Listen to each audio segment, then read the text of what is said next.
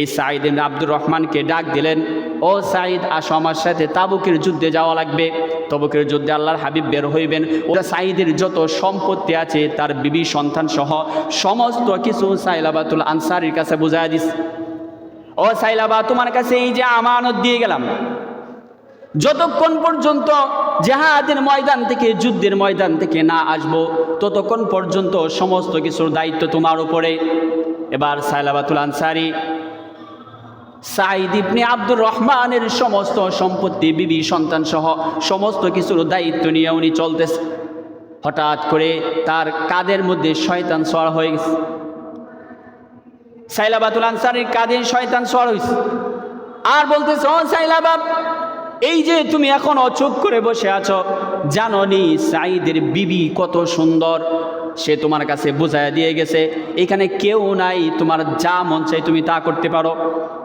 শয়তানের ধোঁকায় পড়ে গেল নবীর সাহাবী। শয়তানের ধোঁকার পরে ওই সাঈদের বিবির হাত যায়া পর্দা সরায়া যখন বিবির হাতটার মধ্যে ধরছে, সাঈদের বিবি তখন বলতেছে, ইত্তাকুল্লাহ, তুমি তোমার রবকে ভয় করো, তুমি তোমার রবকে ভয় করো। যখন এরকম বলতেছিল, এবার সাইলাবাতুল আনসারী হঠাৎ করে চিন্তা করে, না না, এটা আমি কি করতেছি, আমি তো নবীর সাহাবী।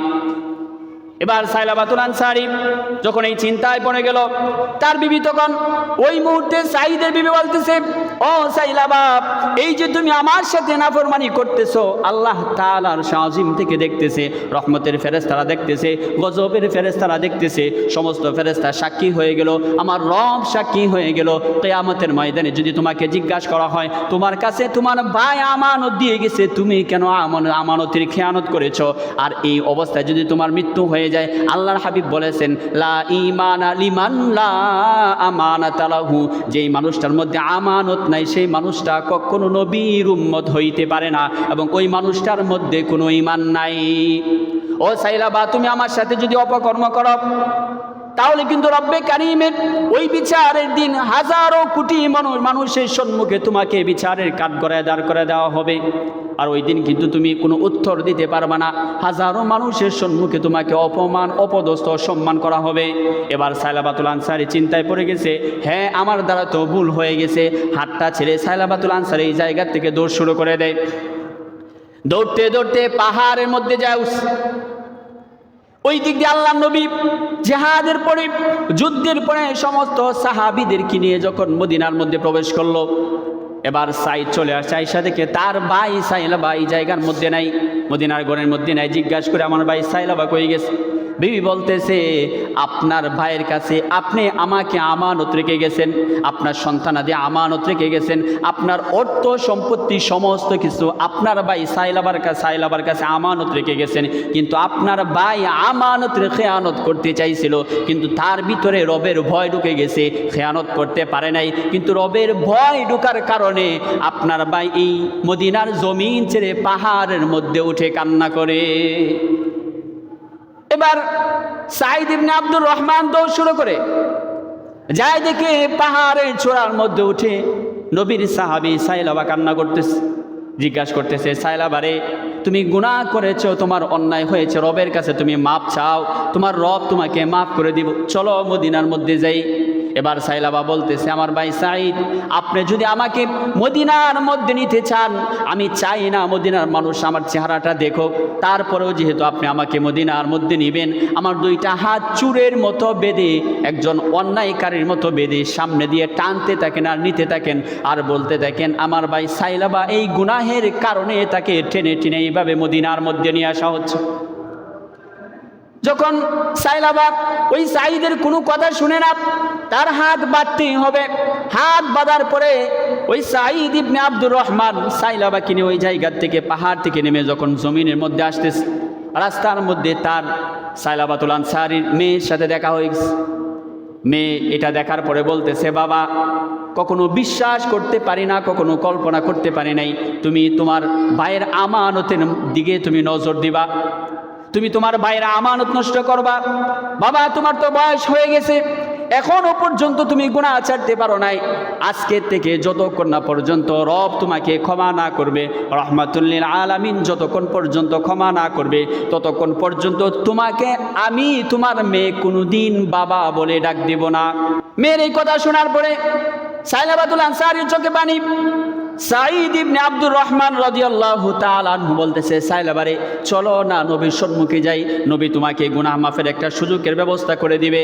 এবার সাইলাবাতুল আনসারী বলে, না না, আমার এই চেহারাটা নবীর সম্মুখে আমি দেখাইতে পারবো না, কারণ নবী যখন তাবুকের যুদ্ধে যাবে আমার হাত ধরে তোমার হাত ধরে তোমার সমস্ত আমানত আমার কাছে বুঝাই দিছিল, এই চেহারা নিয়ে আমি নবীর কাছে সামনে যায় দাঁড়াইতে পারবো না। এবার সাইলাবাতুল আনসারী বলে, আমাকে নবীর কাছে তোমরা নিও না, আমাকে সাইয়েদনা আবু বকরের কাছে নিয়ে যাও।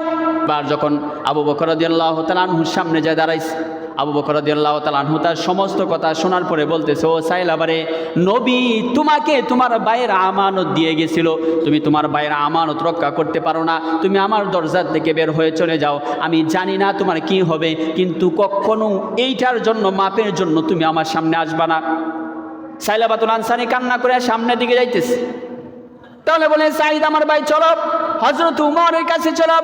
ও সাইলাবা, তুমি তো আমানত নষ্ট করেছো, যাও আমার দরজার থেকে সরে যাও। এবার আলীর কাছে গেল, উসমানের কাছে গেল, সমস্ত বড় বড় চারজন সাহাবী বলতেছে, না না, আমাদের দরজার থেকে তুমি বের হয়ে যাও, তুমি তো নবীর আমানত নষ্ট করছো, এক ভাইয়ের আমানত তুমি নষ্ট করছো। কারণ আমানত নষ্ট করার কারণে আল্লাহর হাবিব তো বলেছেন তার মধ্যে ঈমান থাকে না, বেঈমানের সাথে আমরা কোনো সাহাবীর কোনো সম্পর্ক থাকতে পারে না। সাইলাবাতুল আনসারী কান্না করতেছে আর বলতেছে, শেষ আমার মনের তামান্না, মনের চাহিদা রহমাতুল লিল আলামিন, যাকে আল্লাহ পাক রব্বুল আলামিন গোটা পৃথিবীর জন্য রহমত হিসাবে পাঠাইছে, রহমাতুল লিল আলামিনের কাছে যাই, দেখি রহমাতুল লিল আলামিন আমাকে মাফের কোনো ব্যবস্থা করে দিতে পারে কিনা। এবার যখন সাইলাবাতুল আনসারীকে সাঈদ ইবনে আব্দুর রহমান তার এই সাহাবীকে ধরে ধরে আল্লাহর নবীর সামনে যায় দাঁড় করায় দিছে, আল্লাহর নবী দেখা মাত্রই বলতেছে, ও সাইলাবারে, তোমাকে আমি আমানত দিয়ে গিয়েছিলাম, তুমি তোমার ভাইয়ের আমানত নষ্ট করছো, যাও তুমি আমার দরজার থেকে বের হয়ে চলে যাও, আমার দরজার মধ্যে তুমি আসবে না। আল্লাহ পাক রব্বুল আলামিন তোমাকে মাফ করবে কি করবে না আমি জানি না, কিন্তু আমার দরজা থেকে তোমাকে আমি বের করে দিলাম। সাইলাবাতুল আনসারী এবার চিন্তা করে দেখি আর কোনো মাফের রাস্তা নাই, আল্লাহর হাবিব যেই জায়গা থেকে ঘুরাই দিছে আর কোনো মাফের রাস্তা হবে না, আমাকে আল্লাহ হয়তো বা ক্ষমা করবে না। কিন্তু তার মনের ভিতরে আশা এটা, আমি পাহাড়ের চূড়ায় চলে যাব, যেই জায়গার ভিতরে কোনো মানুষজন নাই, কোনো পশু পাখি নাই, নীরব একটা জায়গা স্থানের মধ্যে বসে আমি ওই জায়গার মধ্যে বসে চোখের পানি ছেড়ে ছেড়ে আল্লাহ তাআলার কাছে কান্না করব, আমার রব আমাকে মাফ করে দিতেও পারে। সাইলাবাতুল আনসারী ওই পাহাড়ের চূড়ার মধ্যে উঠে গেছে আর ওই জায়গার মধ্যে বসে বসে কান্না করতে করতে নিচের যত মানুষ বসবাস করত সমস্ত মানুষ তার কান্নার আওয়াজে অতিষ্ঠ হয়ে গেছে। এটা কেমন মানুষ, এই পাহাড়ের চূড়ার মধ্যে উঠে এইভাবে কান্না করে আর বলতেছে, রব আমাকে মাফ করে দাও। যখন এরকম বলতেছিল, বলার সাথে সাথে রব্বে কারিম ওই সময় সাথে সাথে কোরআনুল কারীমের আয়াত নাজিল করে দিয়েছেন আর বলেছেন, ও গোটা পৃথিবীর মানুষেরা রে, তোমাদের জন্য তওবার একটা সুযোগ আছে, ও ঈমানদারেরা রে, তোমার জন্য তওবার একটা সুযোগ আছে। আল্লাহ তাআলা ওই সময় বলেন, ইয়া আইয়ুহাল্লাযীনা আমানু তুবু ইলাল্লাহি তাওবাতান নাসুহা। আল্লাহ পাক রব্বুল আলামিন আয়াত নাজিল করে দিলেন, ও গোটা পৃথিবীর মানুষেরা রে, তোমার হায়াতের জিন্দেগির মধ্যে গুনাহ হবে, তুমি অন্যায় করবা, তোমার অপরাধ হবে, কিন্তু আমি রব তোমাকে মাফের জন্য একটা সুযোগ করে দিলাম। হায়াতের জিন্দেগির সমস্ত গুনাহগুলোকে এক পাশে রাখবা, আরেক পাশে তোমার রবের রহমতের দিকে তাকাইয়া তুমি যখন চোখের পানি ছেড়ে কান্না করবা, আমি তোমার জিন্দেগির সমস্ত গুনাহগুলা ক্ষমা করে দিই। আল্লাহ পাক রব্বুল আলামিন যখন আয়াত নাজিল করে দিল, সাথে সাথে সাইলাবাতুল আনসারীর চোখ খুলে গেল, মাথা উঠাইছে। উঠানোর পরে আল্লাহ দেখে পিছনে তাকায় দেখে আল্লাহর হাবিব দাঁড়ায় গেছে। বড় বড় সাহাবীদেরকে নিয়ে গেছে। আবু বকর চলে গেছে সাইলাবাকে আনার জন্য, ওমর চলে গেছে, আলী চলে গেছে, ওসমান চলে গেছে, সমস্ত মানুষ চলে গেছে। যাওয়ার পরে আল্লাহর হাবিব পিছন দিয়ে দাঁড়ায় বলতেছে, ও সাইলাবারে আয়, তুই আমার বুকে আয়, আল্লাহ পাক রব্বুল আলামিন তোর পিছনের জিন্দেগির সমস্ত গুনাহ ক্ষমা করে দিয়েছে, আয় তুই আমার বুকের মধ্যে আয়। সাইলাবা চিন্তা করে, না না, আমার নবী এই জায়গার মধ্যে আসতে পারে না, আমার হয়তোবা মাতার কোনো চিন্তার কারণে হইতেছে। পিছন দিয়ে হযরতে আবু বকর ডাকে, ও সাইলাবা আয়, আবার ডাকে উমর, ও সাইলাবা। সমস্ত সাহাবীরা যখন ডাকতে শুরু করে দেয়, মাথা উঠাইছে, উঠায় দেখে আল্লাহর হাবিব স্বয়ং সাইলাবাকে নেওয়ার জন্য পাহাড়ের চূড়ার মধ্যে হাজির হয়ে গেছে। সাইলাবা খুশি হয়ে গেছে, নবী যেহেতু আসছে তার মানে আমার ক্ষমার কোনো ঘোষণা আসছে। এবার সাইলাবা খুশি হওয়ার পরে সমস্ত ওই সাহাবীর সামনে যখন নিচের দিকে আসতেছিল, আস্তে আস্তে ওই যে তার মেয়েটা বলতেছিল, আল্লাহ তাআলা যদি আপনাকে মাফ না করে, আল্লাহর হাবিব যদি মাফ না করে, আপনাকে বাবা বলে আর ডাকতে পারবো না। যখন সাইলাবা রাস্তা দিয়ে হাঁটতে হাঁটতে মদিনার জমিনের দিকে আসতেছিল, ওই সময় হঠাৎ করে মেয়েটা সামনে পড়ে যায়।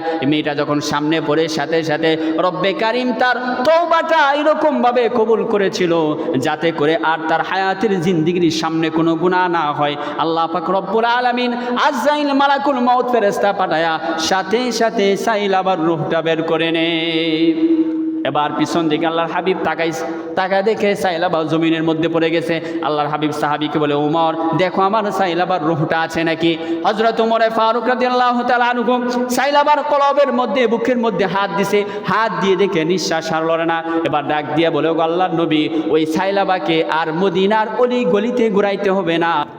এই সাইলাবাতুল আনসারী এই গুনাহের পরে যখন পাহাড়ের মধ্যে উঠেছিল, পাহাড়ে উঠার পরে শুধু একটা কথাই বলেছিল, মালিক আমার হায়াতের জিন্দেগির মধ্যে আমার অনেক গুনাহ আছে, গুনাহের কোনো হিসাব নাই, নেকেরও কোনো হিসাব নাই, এইরকম অবস্থায় চলে আসছি।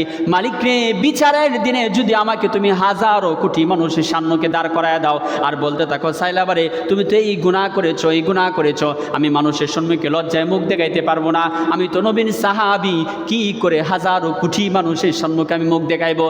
মালিককে আমাকে তুমি মাফ করে দাও। এই যে চোখের পানি ছেড়ে একদিনে যে কান্না করেছিল, এই কান্নার কারণে রব্বে কারিম সাইলাবার হায়াতের জিন্দেগির গুনাহ ক্ষমা করে দিয়েছে, জিনা বেবিচারের গুনাহ আল্লাহ তাআলা ক্ষমা করে দিয়েছে। তার মানে আপনার আমার হায়াতের জিন্দেগির মধ্যে যত ধরনের গুনাহ আছে, জিনার গুনাহ হোক, মদের গুনাহ হোক, মানুষের সাথে খারাপ আচরণের গুনাহ হোক, যত ধরনের অপরাধ করি না কেন, সমস্ত অপরাধের পরে যখন রব্বে কারিমের দরবারে পায়ে সেজদা করার পরে যখন চোখের পানি ছেড়ে কান্না করবার বলতে থাকবো, মালিক তুমি তো একমাত্র মালিক, আমাদেরকে মাফ করার মতো আর কেউ নাই। রব্বে কারিম তখন বলেন, লা তাকনাতু মির রাহমাতিল্লাহ, ইন্নাল্লাহা ইয়াগফিরুজ যুনুবা জামিআ, ইন্নাহু হুয়াল গফুরুর রহিম। আল্লাহ পাক রব্বুল আলামিন বলেন, ও বান্দা তুমি গুনাহ করেছো, তোমার গুনাহ তো আসমান থেকে জমিন পর্যন্ত হয়ে যায় নাই।